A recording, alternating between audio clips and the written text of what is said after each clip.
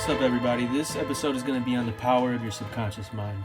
I've listened to this book 3 times, and I've read it twice. I read it twice this year.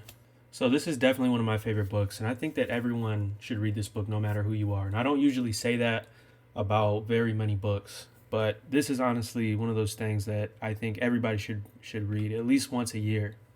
So before I get into the book itself, I'm going to talk a little bit about the author.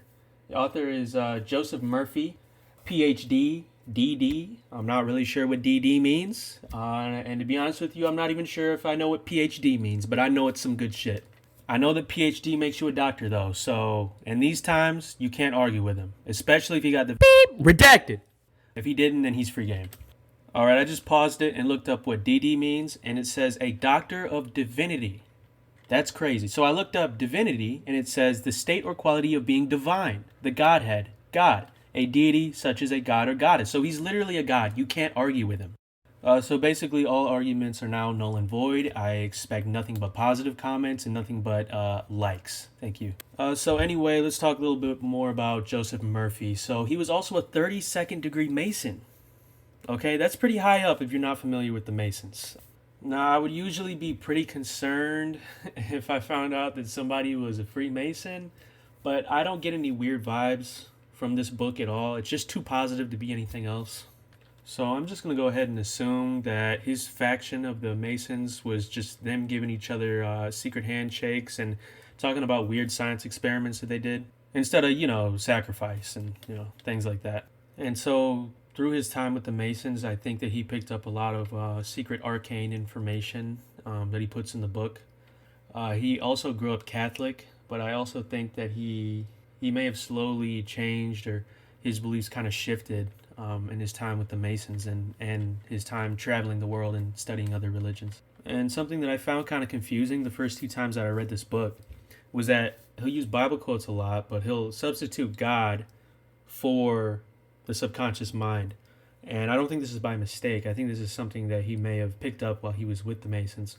And that is that your subconscious mind and God are separate but also the same. And this doesn't make sense at first, but then I remember that the Bible says that God and Jesus and the Holy Spirit are all separate but the same.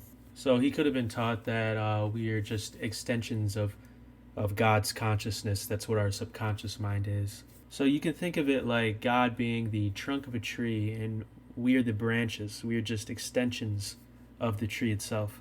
And it really doesn't matter what philosophy or theology or lack thereof that you believe in. It just uses these Bible quotes as examples. So you don't have to actually believe in any of these supernatural things or Bible verses or anything that he talks about in the book. The book still stands regardless. So what is this book all about? This book is about belief, the law of attraction, visualization, programming, affirmations, positivity, and it's kind of like a self-help book. And I think this is one of the better self-help books that you can actually read. That and philosophy. I think that people who are interested in making themselves better should read philosophy, because philosophy really gets to the core, the why of questions that you might have.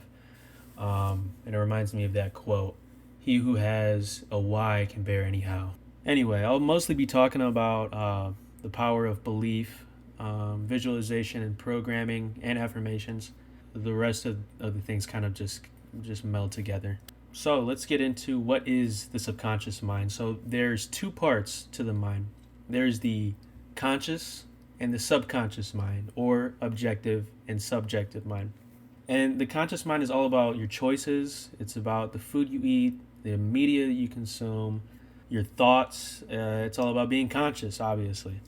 And the subconscious mind handles any functions you're not aware of. So that's like breathing, your heartbeat, all the memories that you have stored in your mind. And the subconscious mind accounts for 90% of your mind. So hopefully you can understand why it's so important to learn about the power of your subconscious mind and what you're actually putting into your subconscious mind on a daily basis. So how does your conscious and subconscious mind speak to each other? Well, the thing is, they don't really have a dialogue with each other. Instead, you can think of it more as they're both sending each other letters in the mail.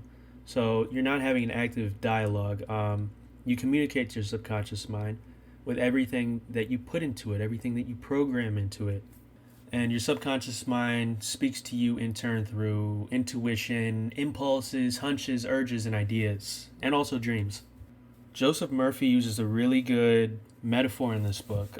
He compares the conscious to subconscious mind to a ship. So your conscious mind, is the navigator, and it's the captain of the ship. And he directs the ship, and he signals orders to the men in the engine room, who in turn control all the boilers and instruments and gauges. Now, the men in the engine room don't know where they're going. They only follow orders, and they don't talk back to the captain. They would sail into rocks. This is what Joseph Murphy says. They would sail into rocks if the captain gave them the wrong directions. So you can give your subconscious mind the wrong directions, and the crewmen or the subconscious mind won't argue back because they can't see where they're going. So if you give them wrong directions, if you tell them to put too much fuel in the tank, or you tell them to go the wrong direction, they're just going to go the wrong direction. They don't argue back. Your subconscious mind doesn't argue with you. It takes whatever you say is true, and that's why you have to be very careful with what you put into your subconscious mind and what you let other people put into your subconscious mind, because it doesn't know right from wrong and it won't argue with you. It takes whatever you say and whatever you see as true and as fact. So your subconscious mind simply takes direction and it carries out orders. That's all it does. So that whole ship metaphor reminded me of a really good quote, and that is, "I am the master of my fate and the captain of my soul." So how do I know that the power of your subconscious mind is real and that it's not all voodoo nonsense? Well, if you think about things like involuntary movements, that makes perfect sense. If something is flying at you, your first instinct is to duck. You don't think about it, it just happens. That's just your reaction to the stimuli in front of you. And that's the power of the subconscious mind. Then you also have something like the placebo effect, and to me, that's literally scientific proof that your thoughts and beliefs determine your reality. So, explain that, Reddit neckbeards. Okay, now that was the power of belief. Now let's talk about some thoughts that you can have that can change your reality. If you think of a nice, pretty lady, for instance, your willy will go up, right? You just had a thought in your mind, and it now shifted your reality. You can also think of a bright light. Just thinking about a bright light, your pupils will dilate. Okay, so this is how we know that the power of your subconscious mind is real. Your thoughts and your beliefs determine your reality. So let's get into programming a little bit. So what is the definition of programming? Now, I really like finding out the definitions of things because oftentimes we think that we understand what something means, but we really don't fully understand what something means. So anyway, the definition according to Merriam-Webster, and this is the best definition that I could find on there, it says to predetermine the thinking, behavior, or operations. So anyone can program you. You can program yourself. The TV can program you. Any kind of stimuli or information that you take in is a form of programming. Now, you can reject programming. You don't always have to be programmed. If you don't believe something that you say, or that someone else says, or something that you hear on the TV, you can reject that programming, and you will no longer, or you won't be programmed at all from it. So your brain is kind of like a computer, and it's constantly being programmed, and you're choosing, well, hopefully you're choosing what your brain is being programmed to believe. One way that you're being programmed every day is through a process called ego death and ego birth. A lot of people think of ego death as just something that happens when you take too many drugs and you don't know who you are anymore. But it's actually something that is happening every day, just about every second. So let's say you walk in and you see a pen on your desk that you didn't know was there before. You just went through an ego death and an ego birth. The ego death is the reality that you knew before is now dead, and your new reality or your new birth is that there's now a pen on your desk. So everything that you're seeing, you probably don't have a photographic memory of your environment at all times. So you're always being at the mercy of ego death and ego birth. So this is just one form of, or one way that we're being programmed every day. So another thing that you should know about programming is that your thoughts that are repeated regularly sink into the subconscious mind and they become habitual. So happiness is a habit. Negativity is a habit. If you think the same thoughts all the time, it's going to grow in your subconscious mind, and it's going to be very hard to get rid of some of these thoughts. So that's why it's very important that you don't think about negative things, and instead you think about positive things, things that help you out. because anything that you put into your subconscious mind enough will grow. Now, let me give you some quotes that Joseph Murphy talks about in his book that relate to programming, and I think that these are really good quotes. Man is what he thinks all day long. That's by Ralph Waldo Emerson. And then a man's life are what his thoughts make of it, Marcus Aurelius. And then the last one, as you think and feel, so are you, by I don't know, could be anybody. Joseph Murphy gives us another really good metaphor that I like a lot as it relates to programming. He says that your mind is like a field, and with every thought, you're planting a seed, including others' suggested thoughts. So you can choose to have a field full of beautiful flowers and tall trees, or you can plant weeds. So the choice is yours. And you want to carefully guard your field from other programming, from outside thoughts. That's why you put up a scarecrow so that, the crows aren't messing with your thoughts or your plants. He says, as you sow in your subconscious mind, so shall you reap in your body and environment. So those are just like the examples that I gave earlier. When you think of a nice lady, you know what's going down next. You feel me? So your conscious mind dictates your submind, which is why it's so important to get control of your thoughts and not think about certain things all day, because they will become habits. And some thoughts we don't want to think about all the time. They're unhealthy. And this whole programming thing kind of reminds me of that the whole meme of Jordan Peterson when he talks about cleaning your room. And I know it's kind of a silly thing, but it's true, because your room is a window into your mind. If your mind is cluttered, your room will be as well, and vice versa. If you're in a cluttered environment, so will be your mind. And I mean, that just makes sense to me. Have you ever been in a room and you're trying to get something done, but you just can't focus because it's so messy? It's like an attack on your eyeballs. Or maybe there's noise pollution. You can't focus if you're in a loud environment. It's the same thing. So you should really be taking care of your environment, and that doesn't just mean your room. That means the people that you're around and the things that they say, because your subconscious mind is a very precious and delicate thing, and you don't want to soil it by anything that is obviously going to do you wrong. So that advice to clean your room by Jordan Peterson reminds me of the ancient Hermetic saying, as within, so without. And Joseph Murphy says it is the world within, thoughts, feelings, imagery, that create the world without. And the world without creates the world within. Your environment and your mind are mirrored. They both influence each other. So this is why it's so important to be careful about what your environment looks like, and not just your environment, the people that are around you and the things that are being programmed into your mind, because it's all mirrored. Your environment, your conscious mind, your subconscious mind dictate what each one looks like and what each one thinks like. And you've probably heard of the saying that you're the average of the 5 people that you hang out with the most. You're also the sum total of your thoughts, and they're both programming you through suggestion, even if you don't realize it. So again, let's get another definition. What is the definition of a suggestion? And this is also by Merriam-Webster. It says the process by which a physical or mental state is influenced by a thought or idea.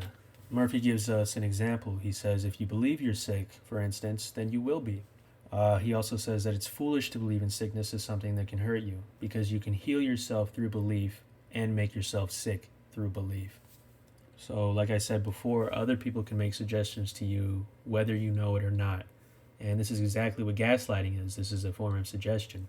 He says that you can convince people of otherwise obvious falsities just through the power of suggestion, especially with repetition. A lie told often enough becomes the truth. He gives us an example. He says that if someone suggests to one person that they look sick, that person might actually feel sick and throw up.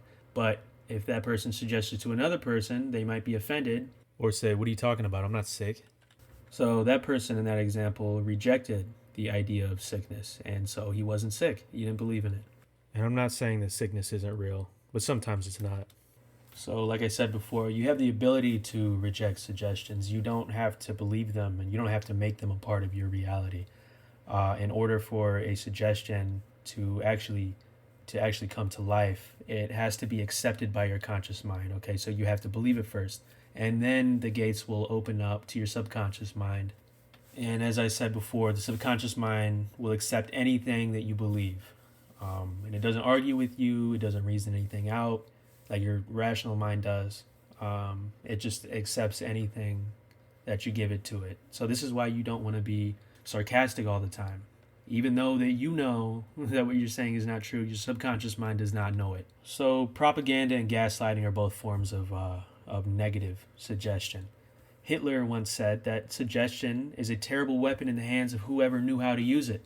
So he's literally saying that propaganda is a form of suggestion and that it can have very negative effects. And usually, when something can have very negative effects, it can also have very positive effects. It's a very powerful tool. Hopefully, most of you remember when the ick was still popping, right? And the White House issued a statement on their website, and they said, whoever does not get the jabby is looking at a winter of illness and death. Now, of course, we know this is not true, and it didn't happen. But they were trying to use a form of propaganda and gaslighting to make everybody get the jabby. They used fear as a weapon to try to suggest a thought to Americans, to try to program us. And a lot of people rejected the message, so it had no effect.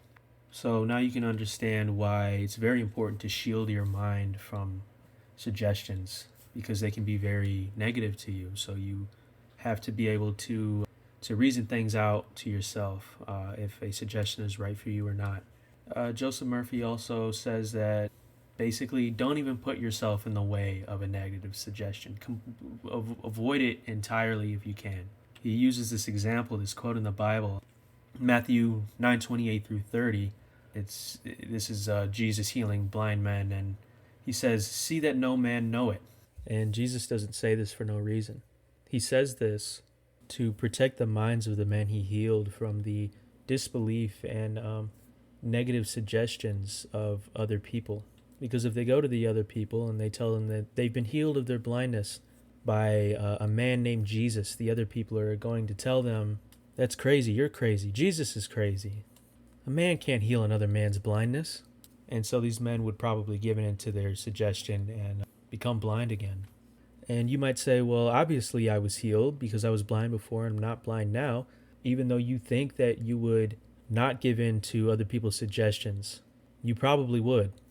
This is like when people say, oh, if I was in Nazi Germany, I wouldn't have fallen for the brainwashing. I wouldn't have been an SS guard. Yes, you would have. You 100% would have. You're not special.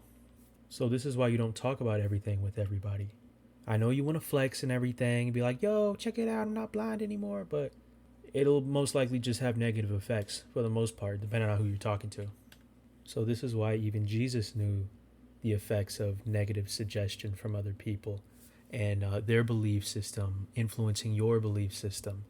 And then, of course, there's people who say that if you don't discuss your beliefs with people of differing opinions, you just get stuck in this echo chamber. And sometimes that is true, but sometimes it's okay to be stuck in an echo chamber. I don't need to know what everybody thinks about everything. I don't need to know why certain people hate life so much. I'm doing fine with my own belief on life. I don't even need to know or want to know those negative opinions on life. You ever heard the phrase, curiosity killed the cat? Well, that's exactly what will happen to you if you just let in all kinds of opinions and ideas and everybody's voice into your life. But everybody's voice matters. No, they don't. Some people need to shut up. You know, I know what a woman is, so I don't need people telling me what they think a woman is or that they think that a woman can just be anything.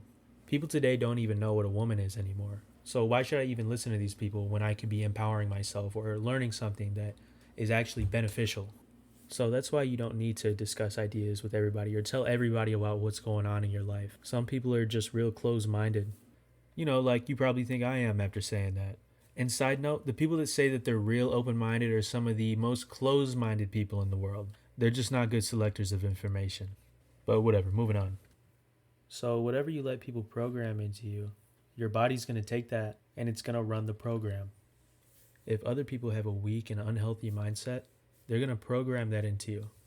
And that weak and unhealthy mindset will manifest in your body. If your subconscious mind believes that you're weak and unhealthy, it's just going to give up. And it's going to manifest in your body in a way that reflects your thoughts. And this is why some stereotypes are true. Like if you see somebody that's dressed in dark clothes all the time and they look emo and goth, it's probably safe to assume that they're depressed because the body reflects the mind and the mind reflects the body. But that's obviously not always the case. I wear dark clothes too. So anyway, if you believe that you are one thing, then you probably are that thing. It's like that Henry Ford quote that I like a lot. Whether you think you can or can't, you're right. And whether you think you are or not, you're right. Joseph Murphy says, believe you have received and you shall receive. Any picture in your mind will come to life. And that kind of gets more into visualization. And I'll talk about that a little bit later. There's not much to say about visualization because it's pretty straightforward. Murphy says, act as though I am and I will be. And the Bible says, whatsoever ye shall ask in prayer, ye shall receive. Matthew 21:22. And this is exactly the kind of thing that I was talking about, how he puts in these Bible quotes and relates it to the subconscious mind. And this is really just a collection of quotes here. According to your faith, it is done unto you. The truth is you can acquire any quality you want by acting as though you already have it. You are what you imagine yourself to be. Know that you can remake yourself by giving a new blueprint to your subconscious mind. Now, let me tell you a little story about how I can relate to this and how I use the power of my subconscious mind to bring in a thought or a belief into reality. I acted as though I was, and then I was, and I gave myself a new blueprint. This story is from back in high school, and I changed schools right in the middle of high school. And I used to be kind of goofy in my first half of high school, and I mean, I still am now, but I wanted to be more confident. I wanted to be perceived as more confident. I wanted to look like the man, you know what I'm saying? And so I just started acting like I was more confident and like I was tough or whatever. And I actually became that. I became more confident. I don't know if I became more tough, but I became more confident. And so I laid out a new plan of thinking for myself, a new blueprint. And my subconscious mind took what I said because remember, it takes everything you say and you think as seriously. It doesn't take any jokes. So this is why deprecating humor can be so negatively impactful to you. I don't know if I talked about this before, but whatever. Deprecating humor is so negatively impactful to you. It's cool to do it like every now and then, but you really don't want to be making jokes about yourself that put you down all the time because your brain takes that and it runs with it.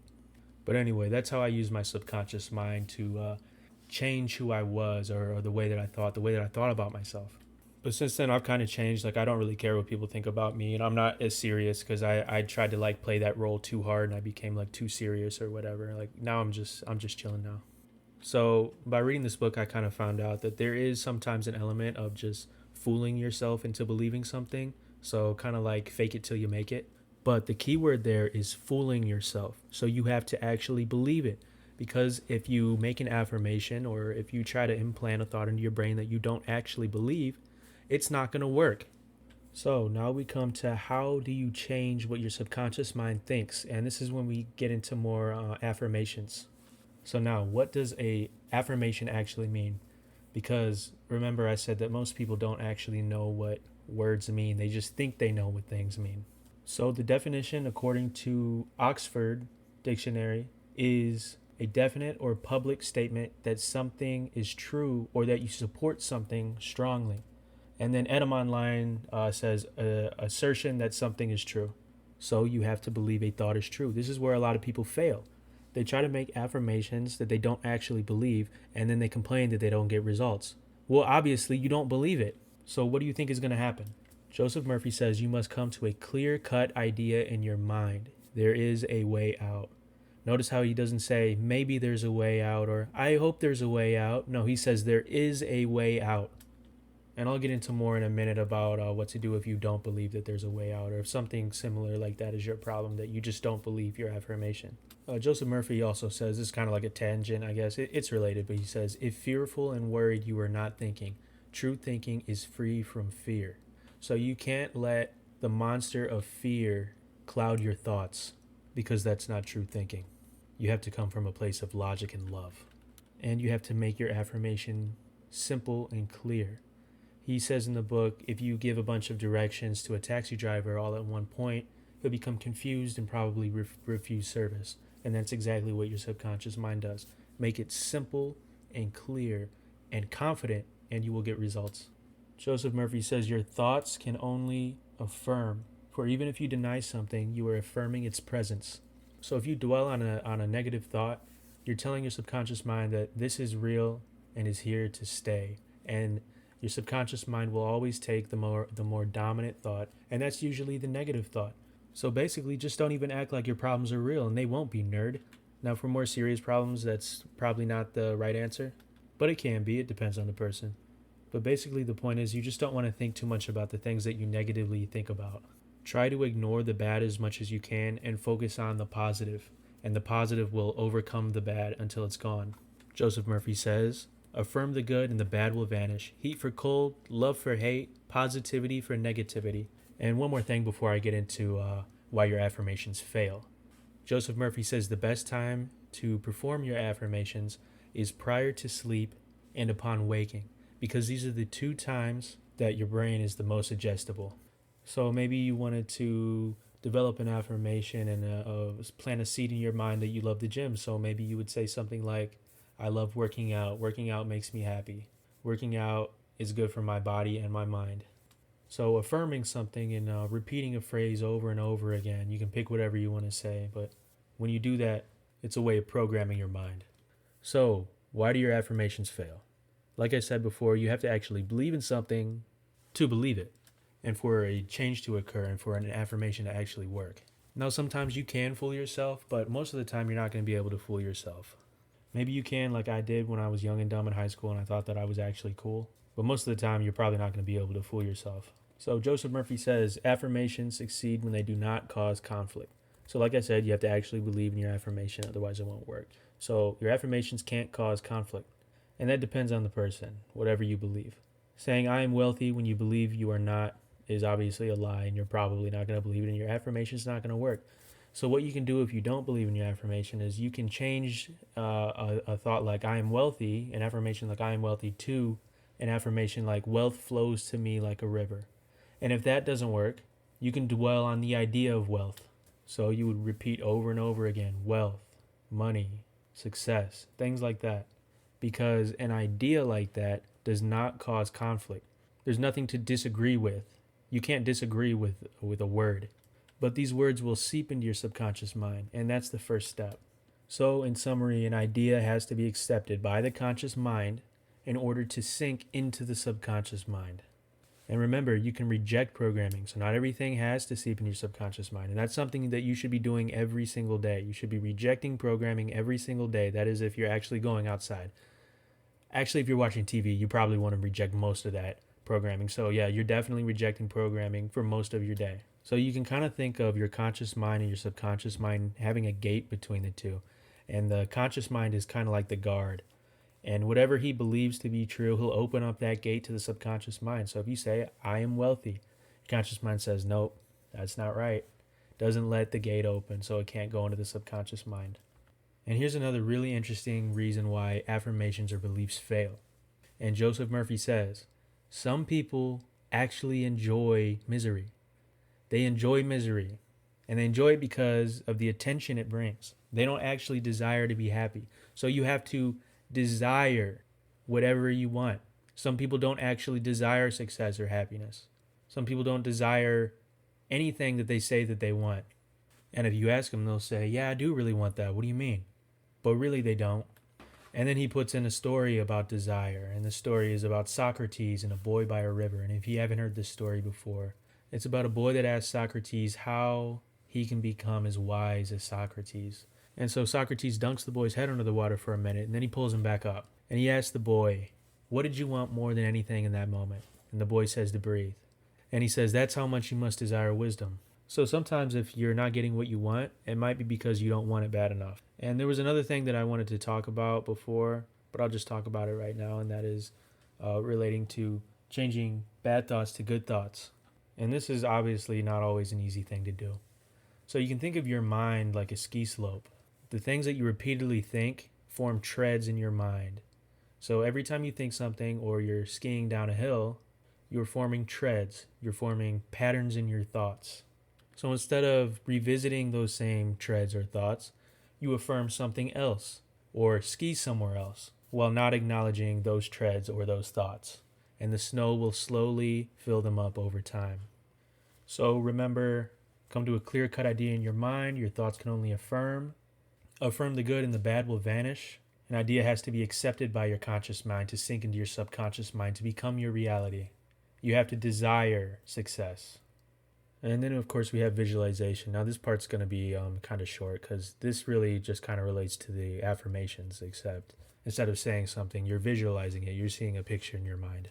And so I have a few quotes here from Joseph Murphy, and he says, using visualization will achieve the result you desire. See in your mind's eye what it is that you desire. Imagine the undesired and feel its reality, and your subconscious will respond to your request. Believe you have received and you shall receive. Any picture in your mind will come to life. See in great detail what it is you desire. And you can do this at any time. You can do this while you're meditating or when you're actually out doing something. And I used to do this all the time, and I still do it, and I'm sure a lot of people do it too. But when I would run, and I love to run, I love running. But when I would run, I would imagine myself as an elite runner. And I would look behind me and I would see in my mind's eye the strain on the faces of my opponents behind me, while the crowd around me was cheering me on. And I saw the shiny finish line tape, and I would just sprint for it.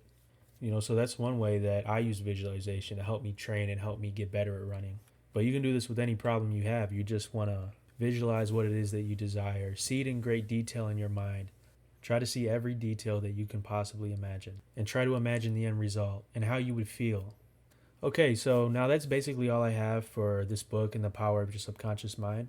Now let's get into some arguments against the subconscious mind. So there's not a lot of people that are actively arguing against the subconscious mind or the power of belief, but there is one thing very similar that we can look into, and that is CBT, cognitive behavioral therapy. And this is kind of just like a form of therapy that tries to change the way that you think about things. And it's very similar to the power of your subconscious mind and everything that I just talked about. Choosing good thoughts instead of bad thoughts, that kind of thing. So where do I find these people that are going to hate on CBT and in turn hating on the power of your subconscious mind? Well, look no further than the haters at Reddit.